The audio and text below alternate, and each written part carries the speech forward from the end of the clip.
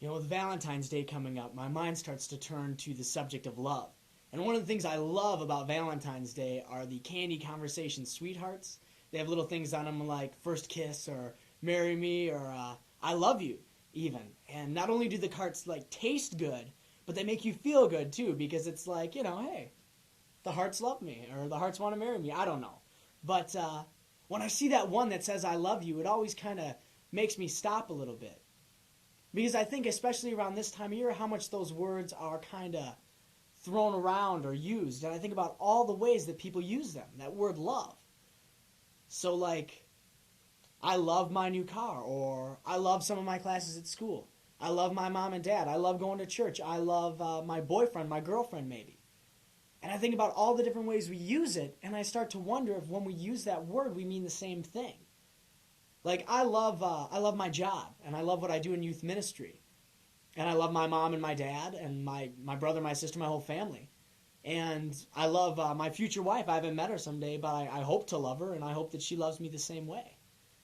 But when I think about those three things, they're three very different kinds of love. And I always worry that what if someday I say I love you to somebody, and they mean it, but they mean it differently. And so I start to think, well, what is love? What is a real, true definition of love? And my mind instantly turns to what St. Paul writes in his letter to the Corinthians, because I think it's one of the most profound and poetic ways of describing what love is. It actually reads like this, 1 Corinthians 13, verse 4. Love is patient, love is kind.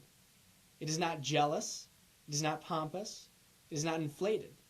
It is not rude, and it does not seek its own interests. It is not quick-tempered. It does not brood over injury. It does not rejoice over wrongdoing, but rejoices in the truth. It bears all things, believes all things, hopes all things, endures all things. That's love, and that's a love that I want to have. And when we read it, we think, oh, that's so beautiful, and we hear it at weddings, and sometimes we hear it at church. But we lose a little something in that reading because we're reading it in English. If you were to read the actual Greek in which Paul wrote it, he uses a different word. He uses agape. And it's one of three words that the Greeks had for love. And agape, that was the greatest love you could have. It was a self-sacrificial, divine love.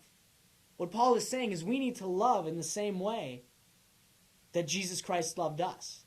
So you need to love your brothers and sisters the way that Jesus Christ gave his love for us. And that's ultimately sacrificing everything you are in your whole life for other people.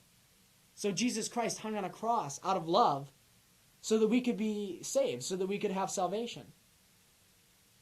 And that's difficult when you say, I need to put that into practice.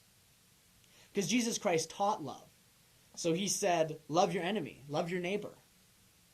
Love those who hate you and do evil to you. How hard is that?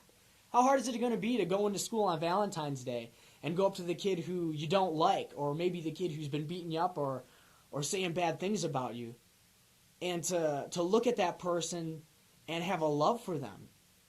That's hard. That's some of the hardest stuff we have to do as Christians, but that's what we're called to do.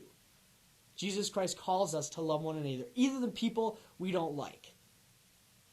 I think about so many relationships that teenagers have, and even some of my friends have, that do not reflect the kind of love that Paul talks about. They're jealous of one another. They want to know where the other one was the night before. And then they get into big fights, and they lose their temper like that. And when they get mad and they hurt one another, they hang on to it. They hang on to that feeling of anger and hate, and they keep it in that relationship. Yet on Valentine's Day, I'm sure those people will be out holding hands and talking about how much of love that they have for one another. And that's our call, to not see love in that way, but to see love for what it is and to give of ourselves. Especially in those relationships, to say, maybe I was wrong. And you have a right to be mad. And in the same time, out of that love, forgive the other person. Some of the most difficult things that we can do as Christians is to love, and it doesn't seem right. I have a favorite story out of the Bible, and it's at the end of John, and Jesus and Peter are talking to one another, and Jesus asks Peter 3 times if he loves him. Peter, do you love me? And Peter every time says yes. And Jesus tells him every time to go out and to tend to his sheep. Basically what he's saying is, if you love me, Peter, go out and love them.